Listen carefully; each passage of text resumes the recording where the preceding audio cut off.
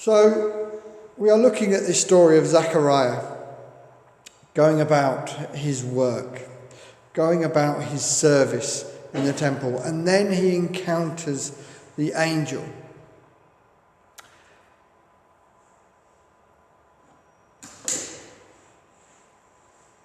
It's an unusual story.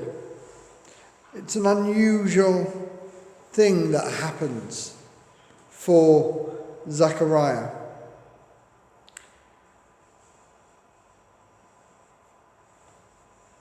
Basically, if we were to do a short summary of the story, we would see that we have Zechariah, a religious man from a family of priests, whose job it was to serve in the temple. He would go there and help perform the religious rites, the religious acts of worship that the community of God's people had been following year after year after year. On this occasion, it was a special time for Zechariah because the actual lighting of incense amongst the priests, that would happen, they would be chosen by lot, and it may happen once in their lifetime that they get to do that. For other priests, they may never get to experience that privilege. They would have had other jobs and other roles at the temple. But on this occasion, having been chosen by lot, there we find Zechariah doing that. What do we understand about this man? We understand that he's righteous. He's a God follower. He's been seeking with his life to do his best to follow God. He's described as blameless. Not that he was sinless, because none of us are. But he was seeking to follow God and keep to the commandments as he understood them. We see that he was married to Elizabeth. And Elizabeth also was from a religious family, a priestly family. And together they had been serving the Lord. And yet they are also a couple that knew difficulty. Also a couple that knew childlessness. And in those days that would have been seen as something of a curse, or certainly a lack of God's blessing upon their lives. And so despite the fact they were following God and obeying him as best as they could, it seemed that things hadn't quite gone to plan.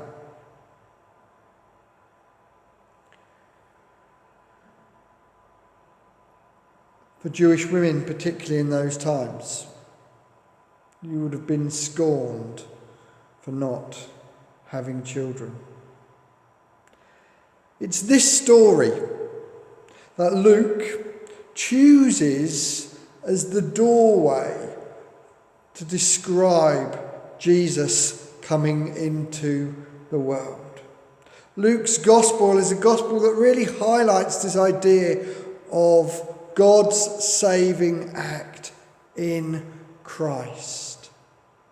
And here, as we go through this doorway, we see that actually God is stepping in to save a family from their own personal disgrace. He doesn't begin like Mark's gospel, where Mark's gospel very hurriedly almost goes straight to the life and teaching of Jesus. And then in, I think, 16 short chapters, it's gone in a hurry. Matthew's gospel begins with its desire to really ground it in Jewish tradition, Jewish ancestry, and he starts with this long lineage of descendants that Jesus would come from. That's not Luke's priority. Luke's priority from the outset is God's saving action in Christ. And of course, he's nothing like John. John with his mystical prologue about light and the Word being made flesh. And so, as Luke writes about the wonderful good news coming into the world, he begins by telling us that there is good news for this faithful family of God followers. But even before Zechariah's encounter with the angel, this was a special day for him.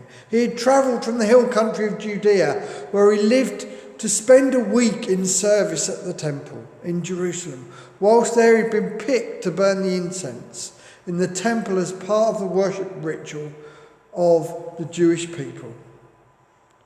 This once-in-a-lifetime opportunity for Zechariah.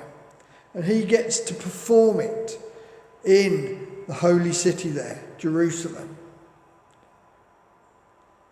It's a special time for him as an individual. And yet, it's quite a common occurrence, quite a regular moment, because for centuries, this had been the way that the Jewish people had worshipped. There's something quite everyday about the act. And it's in this moment of service in the workplace that is then turned into something quite life-changing as Zechariah encounters an angel, a messenger of God. There's no evidence of halos, of bright shining lights, or even of floating in the air. We are just told he's an angel.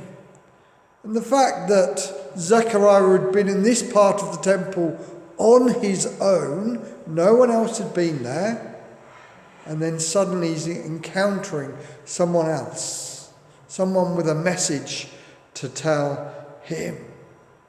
It's not like the dazzling display that the shepherds have in a few chapters' time. What follows from the angel is the standard: fear not. I don't know if you've ever been in situations where you think you're on your own and suddenly you hear a voice. Perhaps you're not prepared for finding someone else in there, but it's startling. And so the angel comes and says, "Fear not."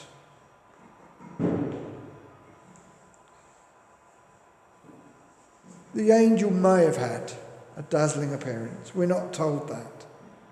But whatever the case, it has a huge effect on Zechariah. So much so that when he left, he could not even speak.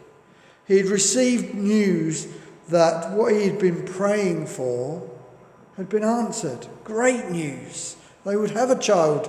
Perhaps unsettling news because they were old in years, but great news. Great news that shame had been taken away. And yet, because it was so unnormal, unnatural, unexpected, he's got questions. And his questions in response to such news are interpreted by the angel as disbelief that it could all be possible. And so he's struck dumb. It was an unusual occurrence. Commentators suggest that a gap of around 400 years had actually passed since God last spoke to his people through the prophets. And yet here we find in Luke's account, God was speaking again. God was speaking to give Zechariah great personal news. But not news just for Zechariah, but also news about preparing the world to receive Christ. That this child of theirs would have quite a miraculous life. He would have a ministry like some of those Old Testament prophets. He would have a ministry that would bring the hearts of their fathers back to the children. He would have a ministry where he would draw many who'd gone away from God back to God. So not only is this wonderful news for Zechariah and Elizabeth, but for the world around them at this time.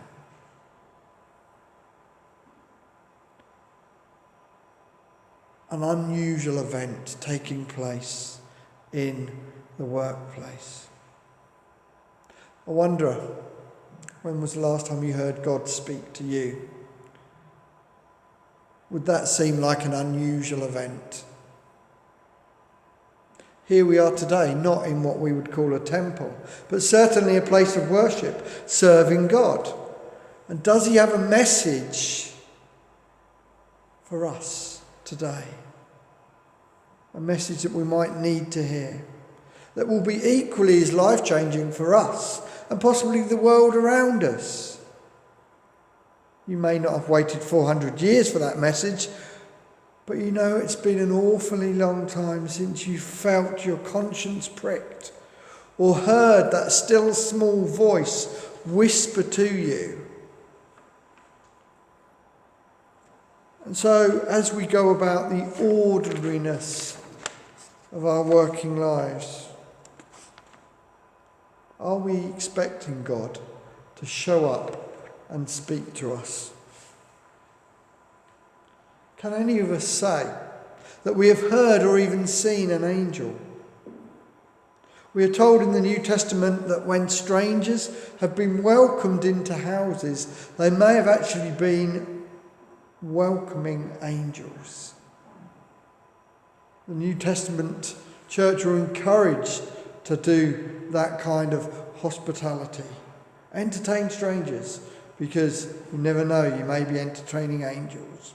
And I once had an experience of this. I had to stay for a couple of nights in Sheffield. I was visiting a church there and trying to find out more about what that goes on in that church. And the church had various people that they had who would host people, I suppose you could call them pilgrims, people who'd be visiting the area. And I went and stayed with this elderly couple. And this elderly couple were quite extraordinary, quite unusual, I suppose, to use that word. Because as I stayed with them, it was like an absolute joy and a privilege and just an act of worship for them to have me, as a stranger, visiting their home. The gentleman himself, he'd had a career, very successful career as a dentist, and then he'd retired from that in his 60s and then started work as a minister of religion in his 60s, and now he'd recently retired from that. And there they were in their 80s, using their home to host people. And I found myself towards the end of the weekend saying, look, I've had such an incredible experience just being here in this home. You know, why do you do it? What is your secret? Because they just had this incredible joy about them, like they were 20, 30 years younger than they actually were. And they said, well, we love entertaining strangers because you never know when you're entertaining angels. And I think over that weekend, God spoke both to me and through me to others. Now, I wouldn't say that I'm an angel. Am I an angel, Sharon? But in that situation, I may have been the messenger that brought some good stuff to them. They equally shared some good stuff with me. And so I don't think we need to get hung up on this idea of angels necessarily looking like they've got the halo or the wings. Because I believe that each one of us in our own situation can be an angel. And as we encounter each other, we can encounter angels in the everyday, just like Zechariah. And so I would encourage us each to seek out the unusual guest in the workplace and to listen and act on what they say. Of course, for many of us, we may not be going to work. We may spend much of our time at home or find ourselves busy with other hobbies or interests. Does this story of encountering an unusual guest in the workplace have nothing to say to those of us no longer working? Absolutely not. Let us turn the story on its head. We are told that the angel is Gabriel, who stands in God's presence and has been sent to Zechariah to tell him good news. We ourselves are surrounded by people who are longing to hear good news. And we ourselves also stand in God's presence. Not in the same sense that perhaps the angel did, but each of us can know what it is to encounter God's presence as we come and spend time in worship, as we spend time at home focusing on God in our daily quiet time. As we get into the pages of the Bible, we can have that encounter with God. We can stand in his presence. You know, we don't need to dress up with the coat hanger. We don't need to go and find a pair of wings. I'm sure you've seen people on a night out in Wrexham, sometimes they'll be wearing wings and all sorts of that. We don't need to do that. As we stand in God's presence, God will speak to us, and he may give us a message to then go and share with those we come into contact with.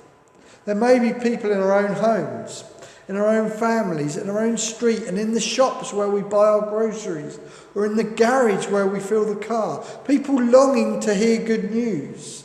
There may be people going about their ordinary working lives, and then suddenly they meet us as an unusual guest amidst the humdrum of their day. And then their life is changed dramatically. I'm not suggesting every time that somebody comes to read the meter, or every time that the postman comes, that we actually stalk them, look out the window to see when they're coming, stalk them, and then bombard them with the 3 spiritual laws and force a Bible into their hands before they leave. I don't think we should be doing that. But what I am suggesting is that as people who know what it is to be in God's presence, we each take that with us wherever we go. Whoever we talk to, we allow the spiritual fruit of love, joy, peace, patience, kindness, goodness, gentleness, self-control, faithfulness to grow in our lives and then be displayed in all our interactions with all the people that we meet. You may even want to be, if you know that so-and-so will be coming to your door later on, if you know that you've got to go to that place, and maybe it could be tricky, you don't know what sort of day that person has had, maybe find yourself saying a little prayer that I want to be good news to this person when they come. I want to be good news when I go to the shop. It may well be by that smile, by that kind word, by that just being Jesus to other people, you radically transform their day. And it's funny, when you read the Old Testament, there are lots of accounts of kind of unusual things happening. The life story of Moses is one where, at one point in his life, he was going about ordinary stuff, shepherding for his father-in-law. And he goes amongst the ordinary, and then something unusual he sees in the corner. This bush that's on fire. And it wasn't uncommon for bushes to catch fire in those days, in that place. But this was odd, because the bush was on fire, but it wasn't actually burning. And God gets his attention in that unusual event whilst he's having an ordinary day in the desert, shepherding. And I think sometimes we can just be there to be a little bit of unusual in somebody else's day. It may just get their attention and awaken them to spiritual things.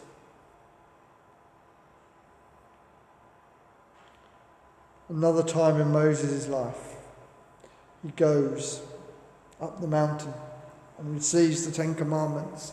And he has this encounter with God, so much so that when he comes back down the mountain to speak to the people, he's glowing. Whether it's the ready brick glow, it's not the ready brick. It's this encounter with God. He has this radiance from meeting with God, so much so that he has to veil his face because the people can't stand it. He's shining so brightly. Do you believe that as we spend time with God here and in our own homes, we're actually different when we leave those times and places? Do we really reflect God's glory to the world around us? I pray that you would see that you are able to do that. And so as I conclude these thoughts, I want those of us who are in the workplace to think, what will tomorrow bring? Picture, where will you be? Who will you be with? And ask God for an encounter that will change your life. For Zechariah, he was told that his prayers had been heard. What is it you're praying for? What are your needs? I pray that as you encounter God, you would know that he has answered you. For others, tomorrow will be at home, or it will be at the shops, or being the subject of somebody else's work. Ask God if he wants to give you a message of good news to bring to those that you encounter tomorrow. In our concluding moments this morning, just take time to be in God's presence so that when tomorrow comes, we can live out God's love to all that we come into contact with. As we conclude, we're going to play a piece of music. The words are found in 610 in the songbook. My life must be Christ's broken bread. And this song is a song of dedication, devotion. It's a song saying, look, God, use me with all the people I'm going to be. I want, when people encounter me, for people to encounter Christ. And so take time. You maybe want to be thinking about what tomorrow brings. How is God going to use you to either be the messenger or to receive a message from him?